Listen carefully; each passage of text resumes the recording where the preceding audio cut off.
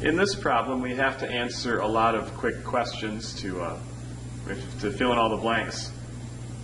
Here they're saying, what's the limit of the function as x goes to negative infinity? That means as the graph goes way off to the left, what's happening to the y values? Well, in a function with an odd degree, the ends of the graph are going to be going in two different directions. It's either going to be starting low and ending high, or it's going to be starting high and ending low. When your lead coefficient is also negative, you're going to be starting high and ending low specifically.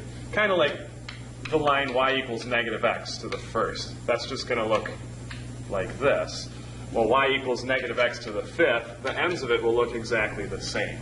So as you go off to the left, the graph is getting very large. That's to say the graph is approaching infinity. Whereas here, when x is going far to the right, the end of the graph will be going down. That's to say the y values will be approaching negative infinity. So these two things together are what they call the end behavior of the graph. Then it asks about the number of possible positive roots and the number of possible negative roots. We can use Descartes' rule to help us with that. The powers are already arranged in order, so we just need to count sign changes here. If you start negative and go positive, that's a sign change. If you're at a positive and you go negative, that's another sign change. So there are two sign changes in j of x. So that could mean there are as many as two positive roots. What you do is you keep subtracting 2 from that top number until you run out of numbers. So there could be 2, or there could be 0.